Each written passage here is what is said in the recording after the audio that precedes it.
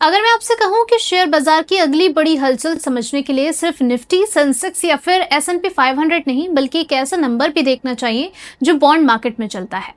इन दिनों यही नंबर दुनिया भर के इन्वेस्टर्स का ध्यान खींच रहा है और वो है यूएस ट्रेजरी यील्ड। अमेरिका की 10 साल की ट्रेजरी यील्ड करीब 4.7% और 30 साल की यील्ड करीब 5.2% के आसपास पहुंच चुकी है।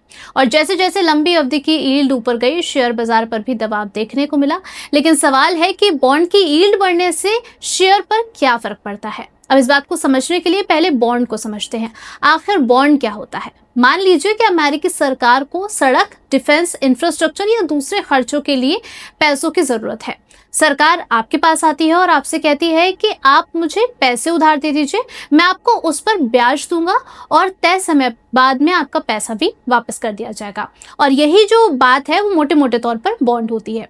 सरकार के अलावा कंपनीज भी अपने बिजनेस के लिए पैसा जुटाने के लिए बॉन्ड जारी करती है, यानी कि शेयर खरीदकर आप कंपनी की हिस्सेदारी खरीद सकते हैं, लेकिन बॉन्ड खरीदकर आप सरकार या कंपनी को कर्ज देते हैं। और जहां इन बॉन्ड की खरीद या फिर बिक्री होती है उसे कहते हैं बॉन्ड मार्केट। अब आपको बताते हैं कि बॉन्ड यील्ड क्या होता है। इसे 100 रुपए के एक एग्जाम्पल से समझते हैं कि मान लीजिए आपने 100 रुपए का बॉन्ड खरीदा जिस पर हर साल आपको 5 रुपए का ब्याज मिलता है। मोटे तौर पर यही आपके लिए यील्ड हुई 5% की। अब मार्केट में नए बॉन्ड 6% के आसपास रिटर्न देने लगे तो आपका पुराना 5% वाला बॉन्ड 100 रुपए में कोई क्यों खरीदेगा। उसे अट्रैक्टिव बनाने के लिए मार्केट प्राइस नीचे आ जाता है और यही बॉन्ड मार्केट का सबसे इंपॉर्टेंट रूल है। बॉन्ड प्राइस अगर नीचे होता है तो बॉन्ड यील्ड ऊपर होती है, बॉन्ड प्राइस अगर ऊपर होता है तो यील्ड नीचे होती है। यानी कि बॉन्ड की कीमत और यील्ड आमतौर पर एक दूसरे के ऑपोजिट डायरेक्शन में काम करते हैं। लेकिन शेयर बाजार को इससे प्रॉब्लम क्या है? अब यहाँ पर देख लीजिए कि आपके सामने दो ऑप्शंस हैं। एक तरफ रिलेटिवली सेफ माने जाने वाली यूएस ट्रेजरी करीब 5% यील्ड दे रही है, दूसरी तरफ शेयर्स हैं जहां रिटर्न की गारंटी नहीं है और यहाँ पर आपको रिस्क भी ज्यादा मिलता है।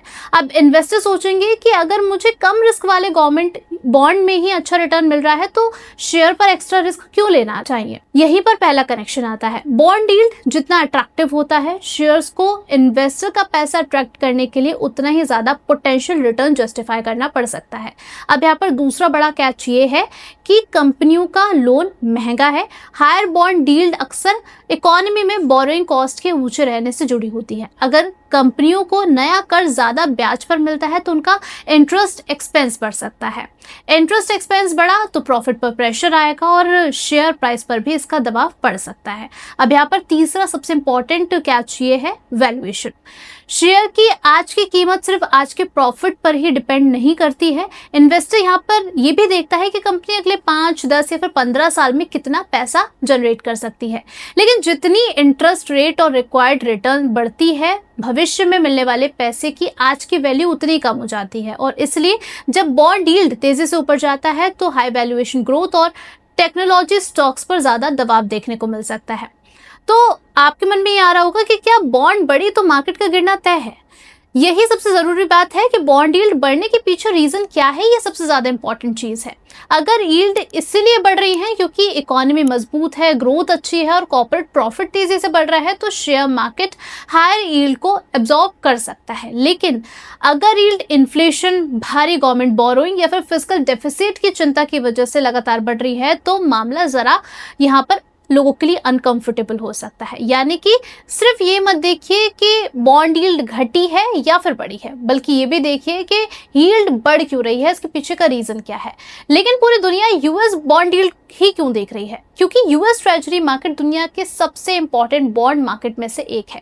यूएस गवर्नमेंट बॉन्ड को ग्लोबल फाइनेंशियल सिस्टम में कंपैरेटिवली सेफ एसेट और उनकी यील्ड को एक अहम बेंचमार्क की तरह देखती है। और इसलिए यूएस 10 ईयर्स ट्रेजरी यील्ड में बड़ा बदलाव सिर्फ अमेरिका की कहानी ही नहीं दिखाता है, इसका असर global borrowing cost, currencies, corporate bonds और स्टॉक वैल्यूएशन पर भी पहुंच सकता है। और इसीलिए यूएस 10 ईयर यील्ड को ग्लोबल फाइनेंशियल मार्केट का एक तरह का टेम्परेचर इंडिकेटर भी आप समझ सकते हैं।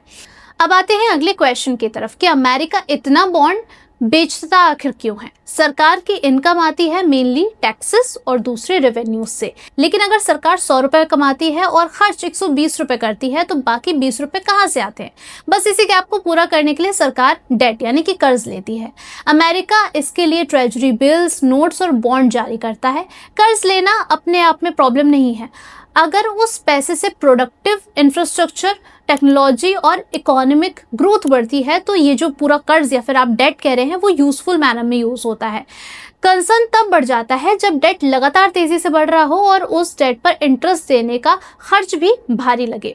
तब इन्वेस्टर लंबे समय के लिए पैसे देने के बदले ज्यादा यील्ड मांग सकते हैं और यही वजह है कि अमेरिका का बढ़ता सरकारी कर्ज और फिस्कल डेफिसिट इस समय बॉन्ड मार्केट की बड़ी चर्चाओं में शुमार है। अब बॉन्ड मार्केट आखिर है कितना बड़ा, इसका साइज क्या है? 2025 के आंकड़ों के मुताबिक दुनिया में आउटस्टैंडिंग फिक्स्ड इनकम डेब्ट करीब 160 ट्रिलियन डॉलर था, जबकि ग्लोबल इक्विटी मार्केट कैपिटलाइजेशन करीब 157.8 ट्रिलियन डॉलर थी।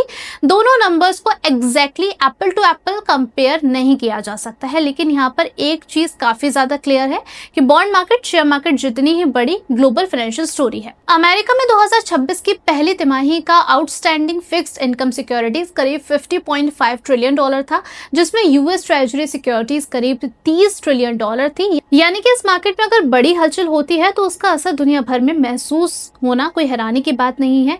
अब आपके लिए इसका क्या मायना है? आपने जिंदगी में मान लीजिए कि बॉन्ड नहीं खरीदा है, फिर भी बॉन्ड मार्केट आपके पैसों को किस तरीके से इम्पैक्ट कर सकती है? यील्ड बढ़े तो नए बॉन्ड और कुछ फिक्स्ड इनकम इन्वेस्टमेंट ज्यादा अट्रैक्टिव हो सकते हैं, लेकिन पुराने बॉन्ड की प्राइस यहाँ पर गिर सकती है। शेयर की वैल्यूएशन पर भी दबाव देखने को मिल सकता है और बोरोइंग महंगी हो सकती है, और यील्ड घट जाता है तो बोरोइंग कॉस्ट में राहत और इक्विटी के रिलेटिव अट्रैक्शन को सपोर्ट मिल सकता है।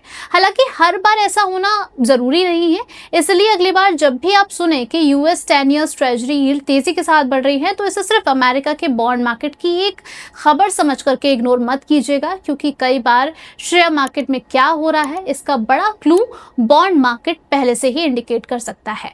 आपका क्या नजरिया है? कॉमेंट बॉक्स में जरूर बताइएगा।